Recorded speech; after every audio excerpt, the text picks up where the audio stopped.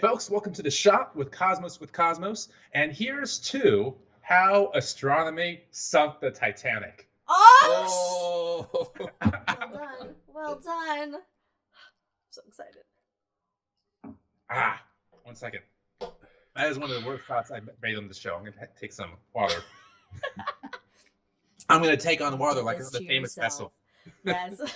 I am Hard to starboard. shocked that you have not come up with this one. I didn't think about because it. today is a special day, so we are recording on April 14th at 1:39 local time. So Today's the day. if we use our Wayback Machine to April 14th, 1912, that makes it about 7:39 p.m. GMT. Ooh, it's close. Which, fun fact, time zones didn't really legally exist in 1912, so the Titanic and other cruise ships defaulted GMT in their logbooks. Fun fact. Mm-hmm. Yeah. Mm-hmm. So anyway, it's 7:39 GMT, and a second officer, Charles Lightoller, just looked over the bridge.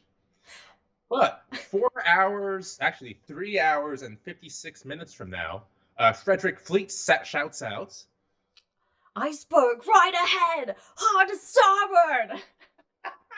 Yes! All right, so that's happening today, back in 1912. But how does astronomy and climate science have to do with any of this? So Well, we're going to find out. Hey! The maiden and ultimate voyage of the Titanic departed Wednesday, April 10th, 1912. Is that correct? Yes. Okay. But just a year You're prior... in trial.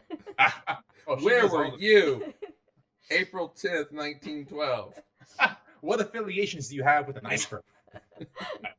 So anyway, just a year prior, in 1911, records indicated a hotter Arctic summer than was typical. Following that summer, it also shows a milder winter than is typical as well. And so that means that the Greenland icebergs went through a higher rate of glacial calving, which is exactly what it sounds like when chunks of ice break off at the terminus, the end of a glacier.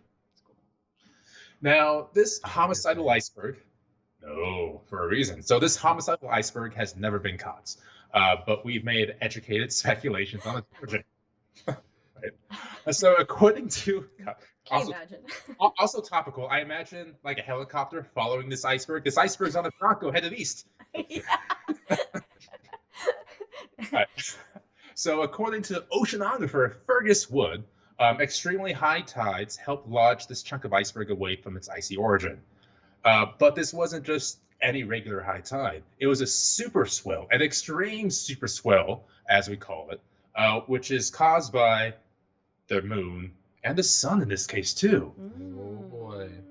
So in January 4th, 1912, the Earth was at perihelion in its orbit of the sun, which means it's the closest point in Earth's orbit to the sun, which is why it's called perihelion, meaning it's very close. Okay, I allow it.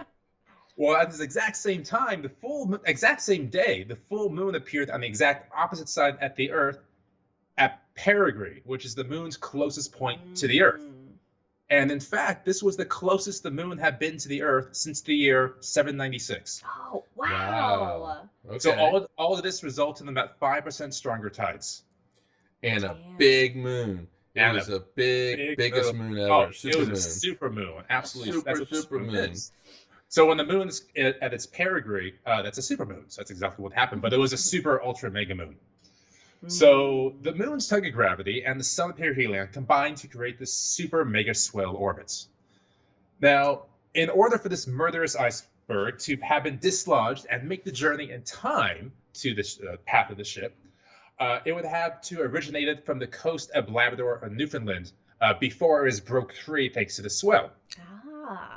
Because typically these icebergs break from Greenland and then lodge themselves in that coast of Canada or Newfoundland, same thing. And they melt.